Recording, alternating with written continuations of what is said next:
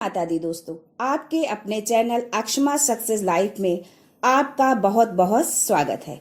माँ भगवती दुर्गा की कृपा आप और आपके पूरे परिवार पर सदा सर्वदा बनी रहे। दोस्तों, अगर आप कुछ नया सीखना चाहते हैं तो चैनल को सब्सक्राइब जरूर करिएगा।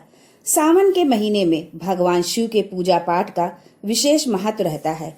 इस माह में शिव भक्त भोलेनाथ की कृपा प्राप्त करने के लिए व्रत रखते हैं, शिवलिंग को विशेष रूप से सजाते हैं, कांवड़ यात्रा पर जाते हैं और कई तरह के जतन करते हैं। सभी का मकसद शिव जी को खुश करना होता है। कहा जाता है कि जो व्यक्ति शिव जी को प्रसन्न कर देता है उसकी हर मनोकामना पूरी होती है। लेकिन क्या आप जानते हैं कि सावन के महीने में कुछ खास चीजों को लाना बेहद शुभ माना जाता है। यदि आप सावन में इन चीजों को घर लाते हैं तो महादेव प्रसन्न होकर आपकी मनोकामना शीघ्र पूर्ण कर देते हैं।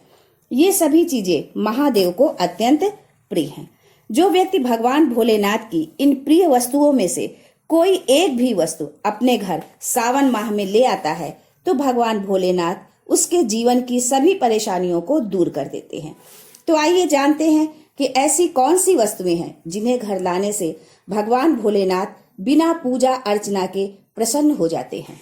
तो उससे पहले आपसे रिक्वेस्ट करते हैं कि वीडियो को लाइक जरूर करिएगा, दोस्तों को शेयर कर दीजिएगा और अगर आपने अभी तक चैनल को सब्सक्राइब नहीं किया है तो चैनल को सब्सक्राइब करके बेल आइकन जरूर दबाइएगा। तो आइए जानते हैं महादेव की प्रिय वस्तुओं के बारे में। दोस्तों, सबसे पहली वस्तु है भस्म। भस्म भोलेनाथ को बहुत प्रिय है। दोस्तों, सावन मास में शिव मंदिर से लाकर भस्म रख सकते हैं। इस भस्म के साथ पूजा करने से बहुत लाभ होता है। बची हुई भस्म का तिजोरी या धन संग्रह के स्थान पर रखा जा सकता है। इससे धन की कभी कमी नहीं होती और भोलेनाथ की कृपा से सभी कष्ट दूर हो जाते हैं। दूसरी चीज है रुद्राक्ष। रुद्राक्ष भी भोलेनाथ को अत्यंत प्रिय है। मान्यता है कि शिव जी साक्षात इसी रुद्राक्ष में निवास करते हैं। रुद्राक्ष को सावन माह में घर लाने से सुख समृद्धि की प्राप्ति होती है।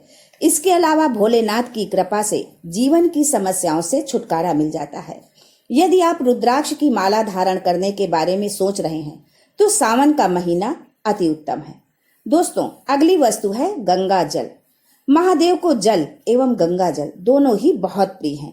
यही वजह है कि शिवलिंग पर एक लोटा जल चढ़ाने से ही शिव जी प्रसन्न हो जाते हैं।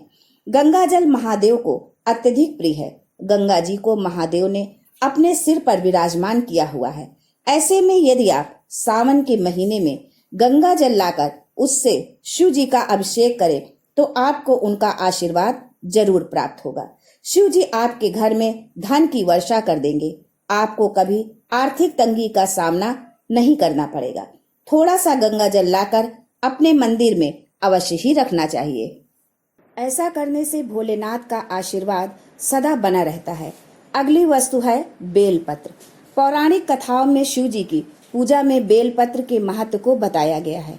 मान्यता है कि सावन मास में शिव जी को बेलपत्र अर्पित करने से हर मनोकामना पूर्ण होती है। लेकिन यदि सावन माह में आसानी से बेलपत्र न मिले तो आप चांदी का बेलपत्र बनवाकर उसे अपने घर ले आएं और फिर उसे शुद्ध कर रोजाना शिव जी को अर्पित करें और सावन माह के बाद इसे अपने धन रखने के स्थान पर तिजोरी में रख दें।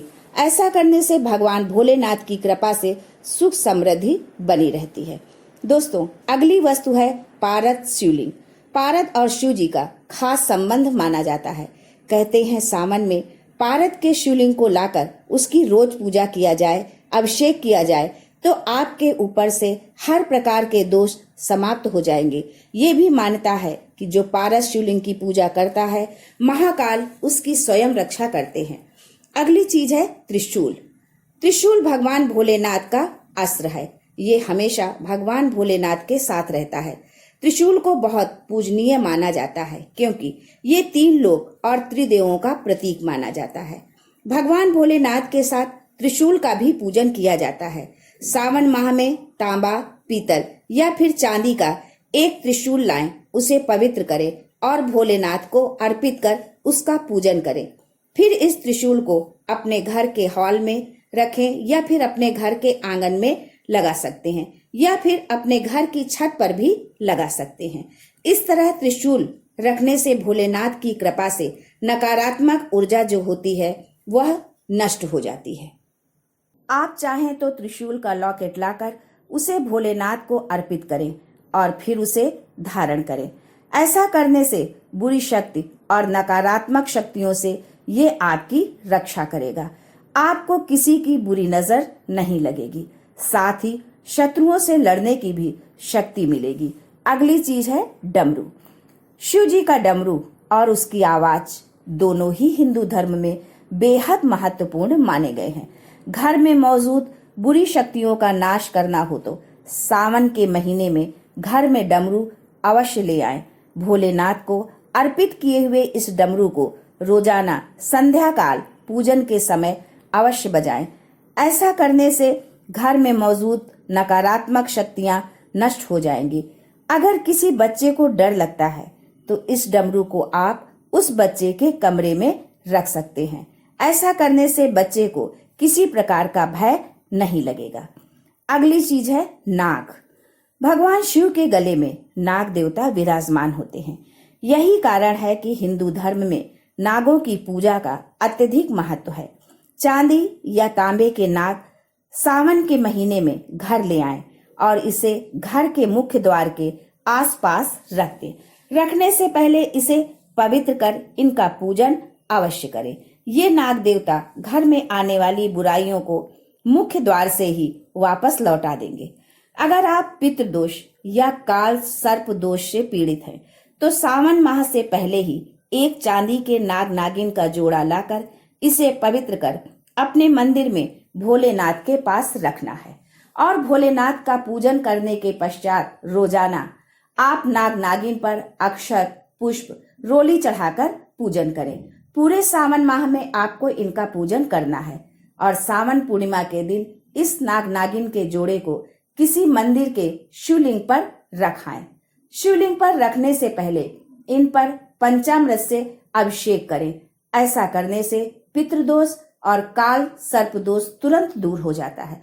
दोस्तों, ये सभी चीजें भोलेनाथ को अत्यधिक प्रिय हैं, इसलिए सावन माह शुरू होने से पहले या फिर सावन माह में आप अपने घर अवश्य लाएं। आज के लिए बस इतना ही।